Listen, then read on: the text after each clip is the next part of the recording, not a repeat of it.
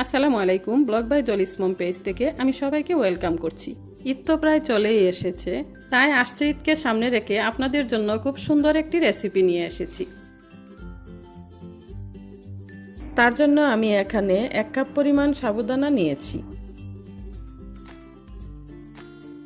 রেসিপির শুরুতে আমি সাবুদানাগুলোকে নর্মাল পানি দিয়ে ভালো করে ধুয়ে নেব। এখন আমি সাবুদানাগুলোকে নরম হওয়ার জন্য 15 থেকে 20 মিনিট রেখে দিব। 20 মিনিট পর ফিরে আসলাম। দেখতেই পাচ্ছেন আমার সাবুদানাগুলো একদম নরম হয়ে গেছে। এখন আমি হাত দিয়ে সাবুদানাগুলোকে ভালো করে মাখিয়ে নিব।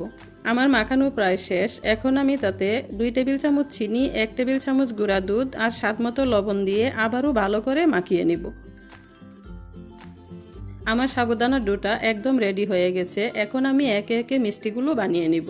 তার জন্য আমার হাতে এবং একটি স্পুনে ভালোভাবে ঘি লাগিয়ে নিয়েছি। সবগুলো মিষ্টি একই সাইজে হওয়ার জন্য আমি এখানে ছোট একটি স্পুন ব্যবহার করেছি।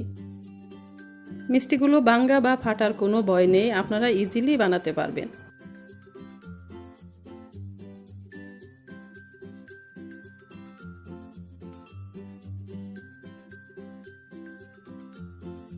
আমি অফ ক্যামেরায় সবগুলো মিষ্টি বানিয়ে নিয়েছি। এখন আমি মিষ্টিগুলো রান্না করে নেব।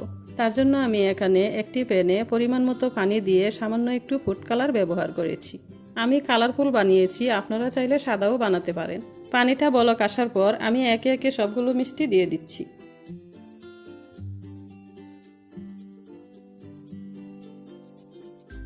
মিষ্টিগুলো সিদ্ধ হওয়া পর্যন্ত আমি জাল করে নিব।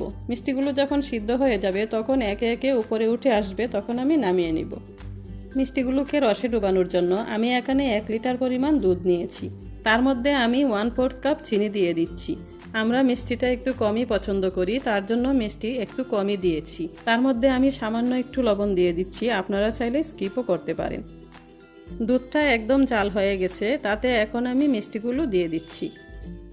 রসমালাইয়ের গ্রেভিটাকে ঘন করার জন্য আমি এখানে 2 চামচ কর্নফ্লাওয়ার আর 2 চামচ তরল দুধ গুলিয়ে রেখেছিলাম, সেটা এখন আমি দিয়ে দিচ্ছি।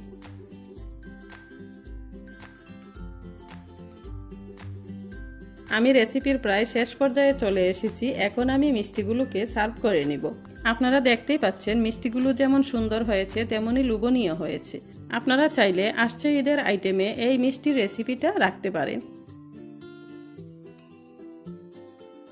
আমার রেসিপিটি যদি আপনাদের কাছে ভালো লেগে থাকে তাহলে সাবস্ক্রাইব এবং ফলো দিয়ে আমার পাশে থাকবেন। তাহলে আজকের মতো এ পর্যন্তই। সবাই ভালো থাকুন, সুস্থ থাকুন, ব্লগ বাই জলিস মমের সাথেই থাকুন। আল্লাহ হাফেজ।